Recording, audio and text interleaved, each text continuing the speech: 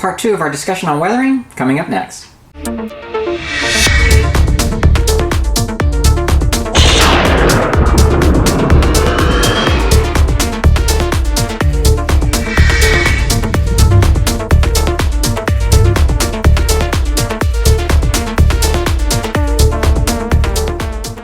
Well, hey guys, and welcome back to another Interstellar Modeler. If you'll take your seats, I'm ready to begin class here. This is now part 2 of my weathering video, and in part 1 we went over the chipping method, basically different techniques for chipping or creating a chipped effect on the surface of the model, and we went over applying panels with an airbrush, as well as a brief discussion on gloss coats. So, what we're going to talk about in this video are these parts of the sequence. We'll begin with a review of Decal Application, applying a generalized wash, applying a wash to obtain finer details, and applying pigments. Well, before beginning here with the rest of this, I wanted to clarify a couple points here. Someone had asked whether or not I have problems with residue buildup from the hairspray after using the salt and hairspray technique. I have not had that issue. Once I dissolve the salt with water, I don't see that there's any residue left there, and certainly doesn't cause any problems with further paint application as you're going from layer to layer. At least I've not noticed that. If you have, feel free to leave a comment down below, but that's not been an issue. Secondly, just to clarify also that the salt and hairspray technique is applicable with acrylic paints only. Well, ready to get started here, but before I begin, I want to mention one more thing. I had to divide this video in half, as I mentioned in the last video, because it just got to be too long. So it's going to seem a little disjointed here, having spoken about chipping and paneling and gloss coats and that stuff on one video, and then finishing up on this video. So I thought it'd be a good idea to just finish up the discussion here, and at the end apply all these techniques in sequence on this one piece. Let's go ahead and get started. All right, next up is Decal Application, and before I get into that, let me just make a quick note. The model I'll be referring to for the wash portion of this weathering process is going to be the Rising Star build, and if you followed along that build, you might recall that I was a little disappointed with how some pigment had gathered along the edges of the decals after having applied the wash. And so I thought I had made a mistake and should have applied the wash before Decal Application, but when I went back online to see what other modelers did, they actually follow this exact sequence that we're doing here. So I'll follow up a little bit more about this thought after the demonstration. Let's go ahead and get started first with that. Okay, for this demo, I'll be using this old piece of an X-Wing that has had a gloss coating applied to it. Frequently, I use these two solutions when applying decals. This is the first one, called Microset. You brush this onto the surface of the model, then some onto the decal. The instructions then tell you to wait a few minutes, then you press onto it with a wet cloth or paper towel. Now, solution 1 does provide some softening, but if you have a thicker decal like the one we're going to use here, you can turn to this one called Microsol, which will soften it further and allow it to conform better to the surface underneath. So let's go ahead and apply Microset as directed onto the surface of the model. I slide the decal into place, and then I carefully move it into its proper position with an X-Acto. And after waiting a few minutes, I press the decal onto the model. Now, since it hasn't softened to my liking, I'm moving on now to using Microsol. I let the decal dry, but it still hasn't really settled into those panel lines, so I'm going to go one step further and use this other solution called Solvaset. And I find this does a really good job with getting the decal to soften further. And you can see the decal now has softened completely and has settled into those panel lines, and we are now ready to move on to a wash. Now, when I first got back into model building in the early 2000s, I did not bother applying gloss coats onto surfaces prior to decal application. I knew of that technique. I had read modelers had recommended this, and but I never bothered because I didn't think it was that necessary and I thought it was a hassle. Now, I did not find out about something called silvering until I entered my first model competition.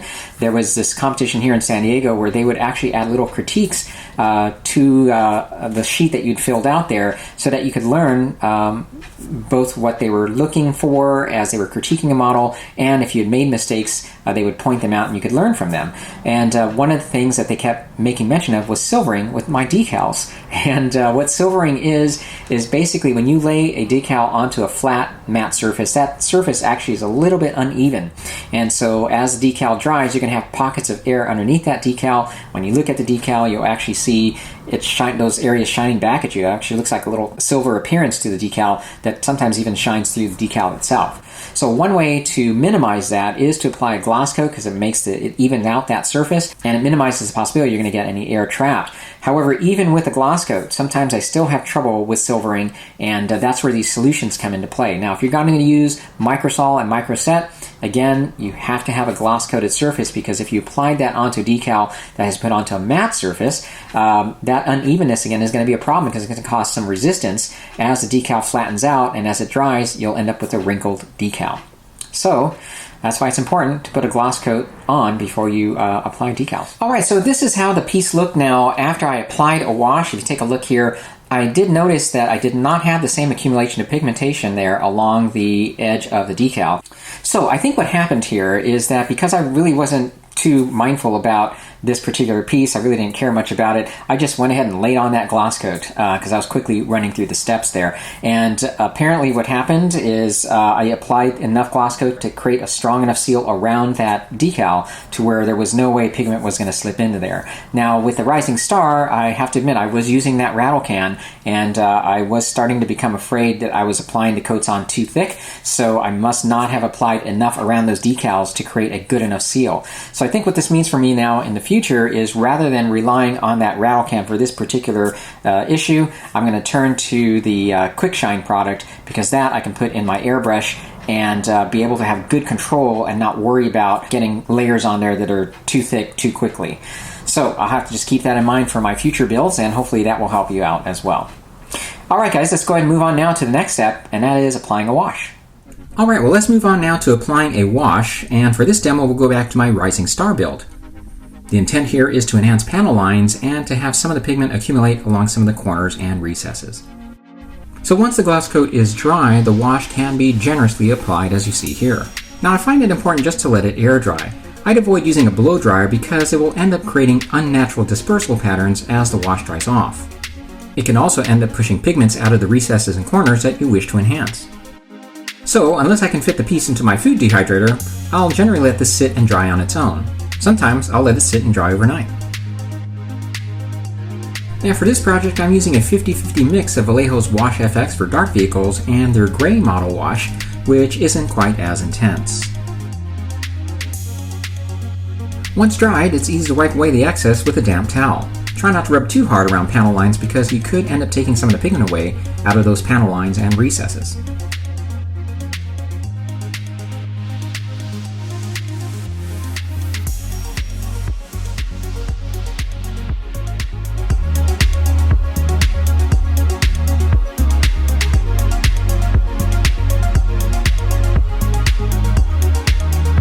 And this is how it all turned out. And you can see that the wash was very effective at enhancing all those panel lines, which really just blended into the ship before this.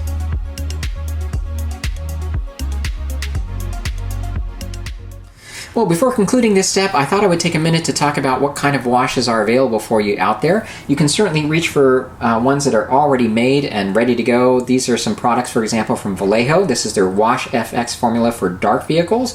And this is another wash they have available that's a gray wash that's just not as intense as this one here. But these are good products, ready to go. They're very easy to use. You don't have to really worry about mixing anything. One thing, however, that I've gotten into doing more often now is making my own washes. And to do that, I use craft paint. So the formula I go for is basically about 80% water, 20% paint. You can vary that a little bit depending on what you're looking for. But this mix here is good for general washes, a general use wash using black and umber. And make sure that when you do this, however, you include a drop or two of dishwashing liquid. The reason you want to do this is that it helps improve flow and decrease pooling. So what I like about making your own washes is you can start to vary the color. Like if you wanted something more oily looking, for example, you can use maybe a raw sienna, maybe add in some blues. But the nice thing about creating your own is you can make as much or as little as you want, and it's inexpensive. Something like this will go a long way for you. It will last a long time. But I find that it's fun to be able to use different colors and to create different looks that way.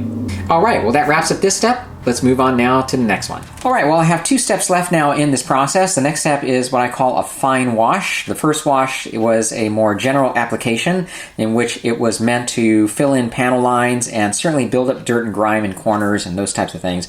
But say you want to build up even more dirt and grime in certain areas of your model, or even add different colors to replicate the look of oil stains and some other fluids that might be there, dirt and grime and those types of things. So one way to approach this is with the use of these MIG ammo solutions, and these include solutions like Starship Wash, Streaking Grime for US modern vehicles. There's a Starship Streaking Wash, and all of these are enamel washes that you apply onto your model. You allow them to dry, and then you use an odorless thinner to remove excess or even just to move the pigment that you've applied around so you can build them up even more and create certain patterns on the surface. Well, the best example I have of using these solutions is my build of the Shore Trooper from Bandai. Let's take a look.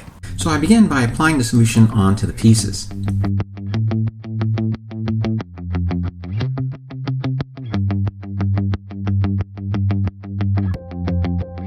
With the odorless thinner, you can see how well you're able to alter the look of the weathering. You can make streaks or build up the pigment as you see fit.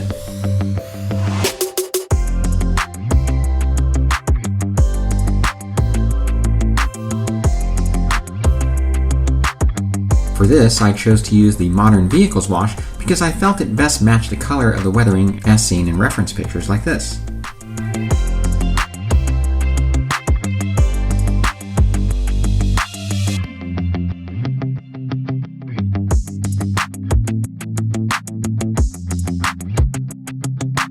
This technique provides finer control and is a great way to build on what you can achieve with a standard wash.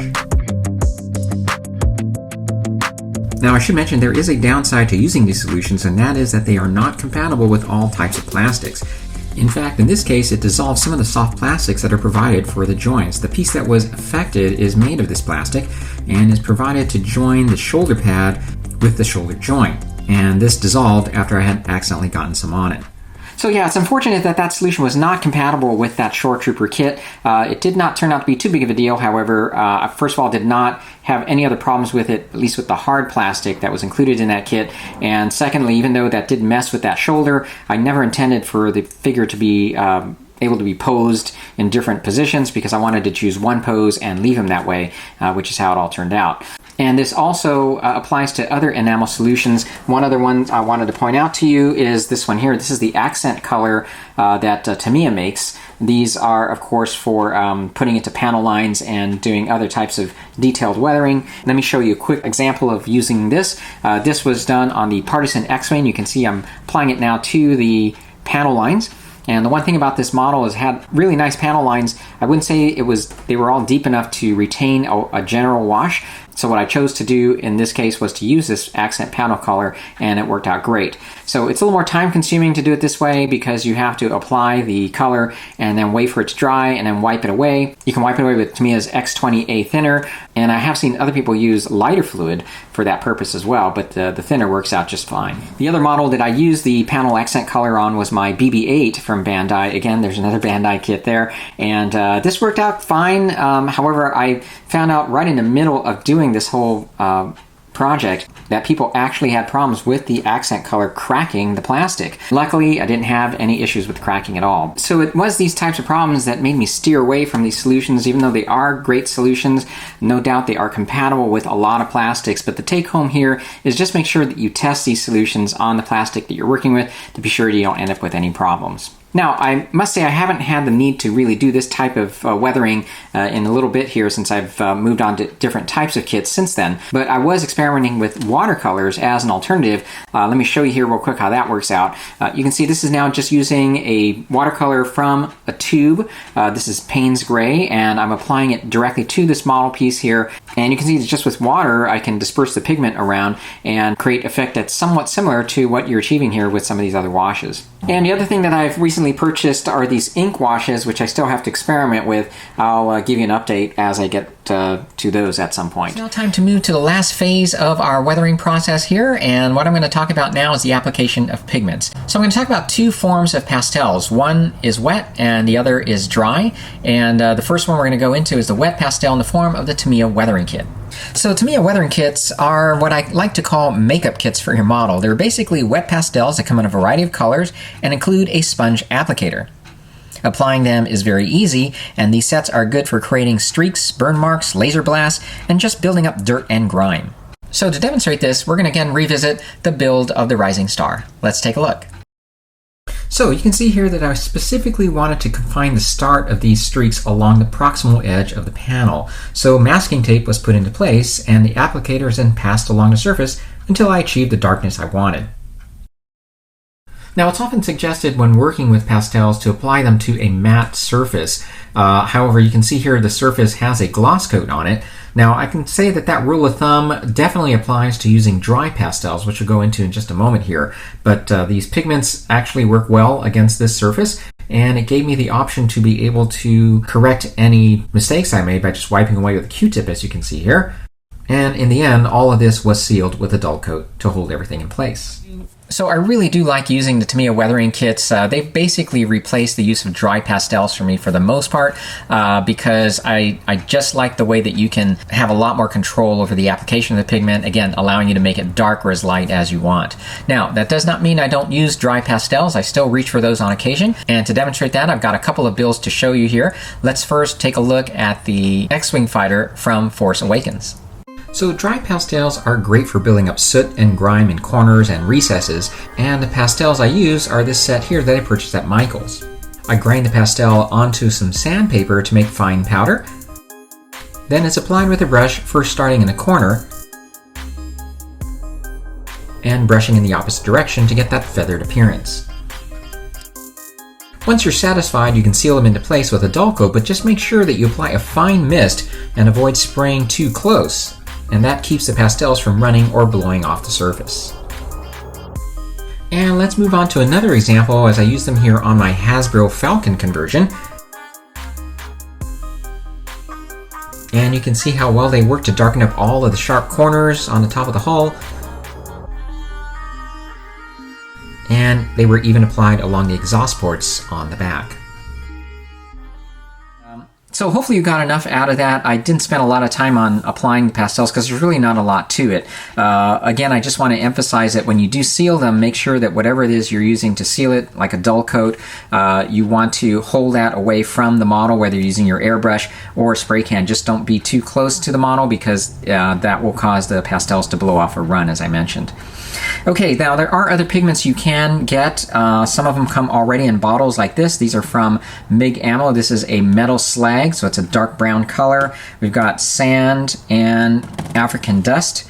And you can imagine if you have, say, a vehicle that is in a sandy, dusty environment, you've got sand blowing around all over the place, so it's reasonable to see sand built up along, say, corners and edges. You can apply these types of pigments by simply spraying on or applying this type of watered down glue. And when you sprinkle the stuff on there, you give it enough time to dry, it'll hold in place. And lastly, speaking about dusty environments, this is my land speeder now. There is a lot of dust along the windshield and along the surface of the land speeder. So rather than using something like this, all I did for that was to take the base color, put it in an airbrush, watered it down a little bit, held it about arm's length away from the model, and just sprayed on a very fine mist. And I just did that until I felt I had the right density and allowed it to dry, and it worked great. All right, well, that concludes then all the steps to the weathering process. And so now that we're done with that, let's go ahead and apply them to this piece here. So again, the piece has been primed with a light gray primer, and I've already added a couple of other colors to the surface that I will want to show through when I do the chipping step. And I'm doing the same thing now to the bottom half. Onto the salt and hairspray technique, and I'm just going to use salt on the top section here, but we'll only use hairspray on the bottom just to show you how it fares on its own as a chipping solution. Next, it's off to the spray booth. Well, it's time now to dissolve the salt.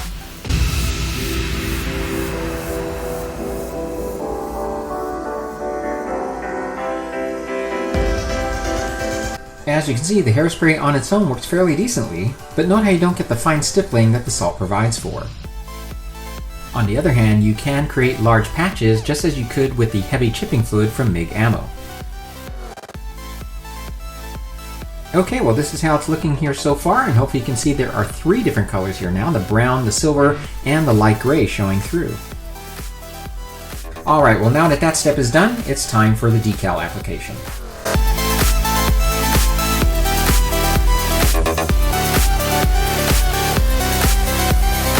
Now one thing I forgot to go over was how to weather a decal to match the weathering that surrounds it. So the first thing I'm going to do here is cut out this area here off the decal that matches the patch of paint I removed earlier. Next, I use the blunt side to tease away at the decal to create smaller chips and defects. Let me go ahead and speed through the rest of this footage for you.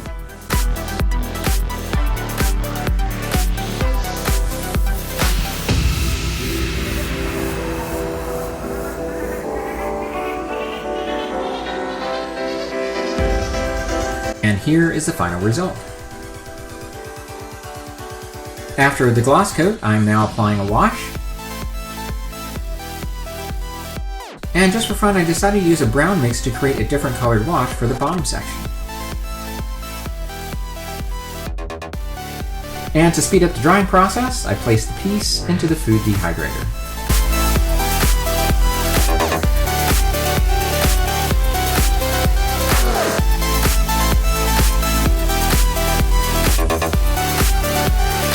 So I think it's looking pretty good here, but we still have to do the final step, and that's to add pigments. The first thing I'm going to do here is build up some grime and rust, but instead of using watercolor, I'm going to try something here for the first time, and that's to use acrylic paints for this step. Let's see how this works out.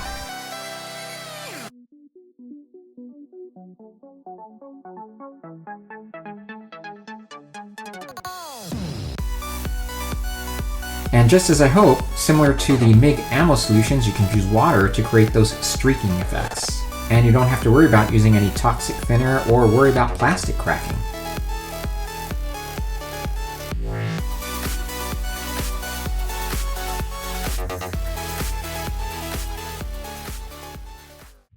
Okay, on to the final stretch here now, using the Tamiya weathering kit to create some streaks.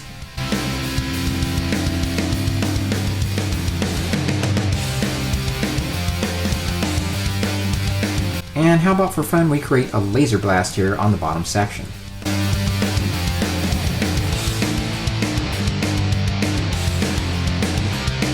And applying now some matte medium to take away the gloss. And here's how the piece finally turned out. I'm really pleased with how all of the weathering looks. It was achieved now by following in sequence all of the techniques that I've talked about, with the exception, of course, of the paneling with an airbrush. I didn't really think that type of weathering really fit in with this particular piece. But I think in the end here we have something that looks fairly realistic and convincing. Alright guys, well that is going to be a wrap for this class here, and if you have any questions, as usual, feel free to contact me here on my YouTube channel or at InterstellarModeler@gmail.com. I want to thank you for the positive comments you left on part 1, and hopefully you'll enjoy this part as well, and that you'll find these techniques useful when you weather your own pieces. Again, this is not the only way to weather a model, but this is what I have found works for me, and I'm constantly adding or altering things as I go along, so I certainly expect you to do the same as you find techniques that work for you. Alright guys, thanks again for watching, and there goes the bell. Class is dismissed. See you in the next video.